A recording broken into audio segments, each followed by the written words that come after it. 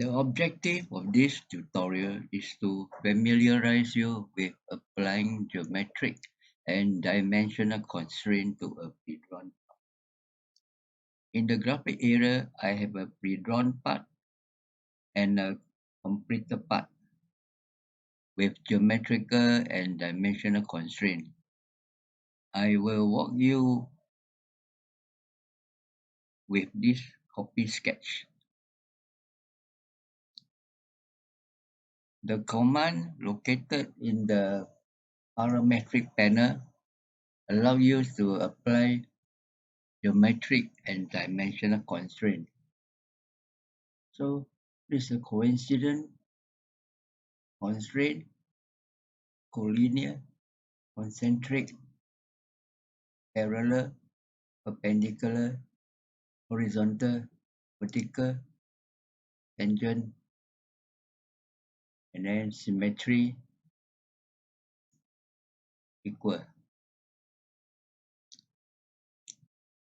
The best constraint to start with is the coincident constraint.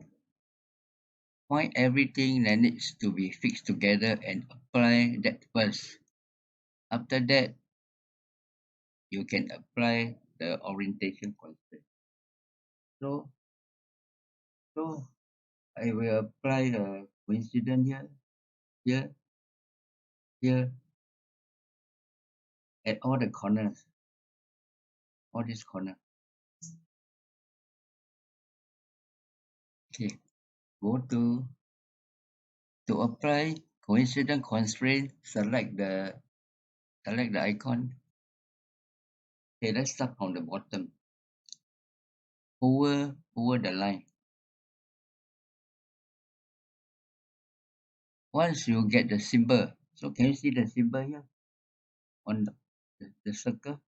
Once you see the symbol, you click. So this line and this endpoint and another line. So I'm going to over on this line and bring over to this side. You can see the symbol I click. So that means this this this corner has a coincident relationship. Fine. So let me work repeat the same procedure for the rest of the corner.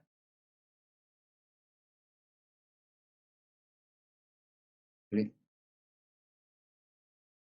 click. Okay, the constraint already exists.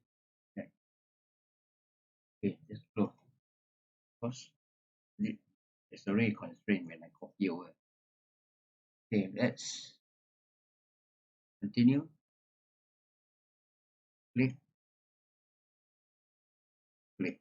So that means this corner already constrained. Click again. Click, click, click, click, and this line. Click. Okay, let's undo and repeat again. Okay. Make sure it's at the. Can you see the symbol? Click, click.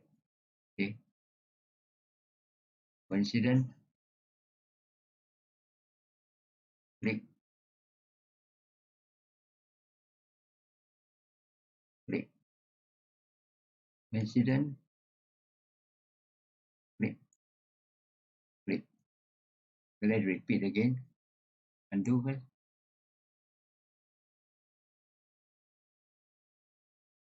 So I want this corner here over here to bring over that side.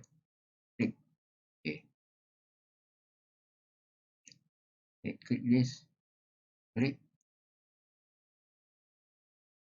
See the symbol. Click.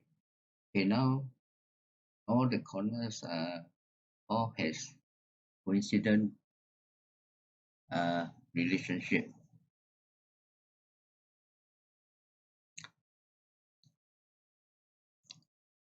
So that our part is completely is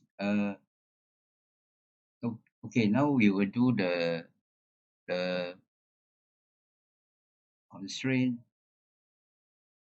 on the other object. Okay, let me click this line.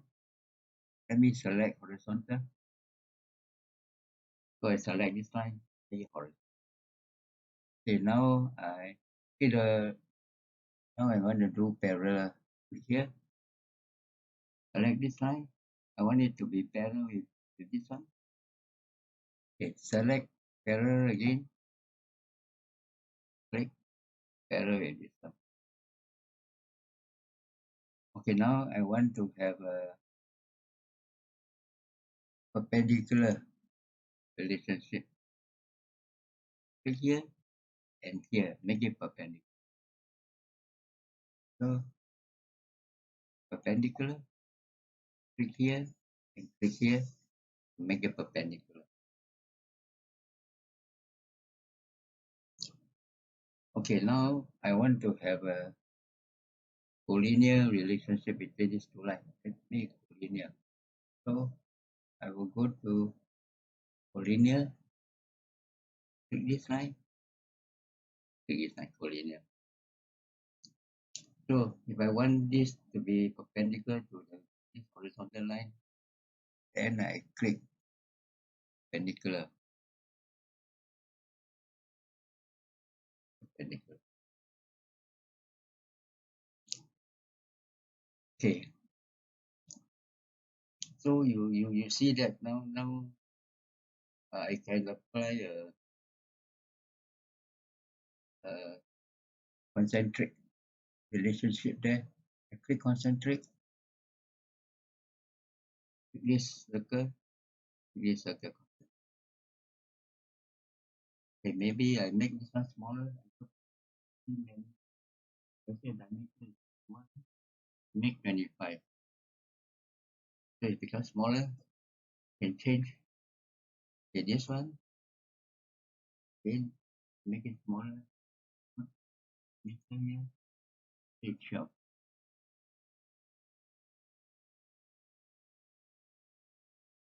Okay, now I want to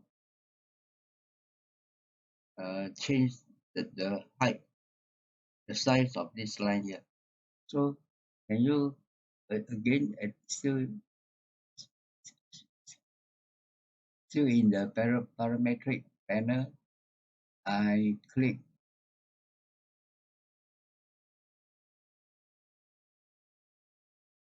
under linear, I select vertical. So hover to this line, can you see the symbol? You click. Hover to the other corner, I click and I place the dimension. Okay, now I double click.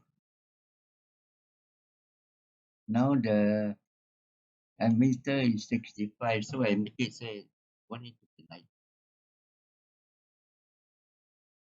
So the size change. So in parametric modeling, you change the dimension, the size will change. So you can apply the same procedure to the rest of the element. So over here, you can see we have align dimension. If I click align, and same thing, click here, I click here. Okay, this is the dimension. Again, I can change if I want. Okay, thanks for watching the video. See you in the next one. Bye.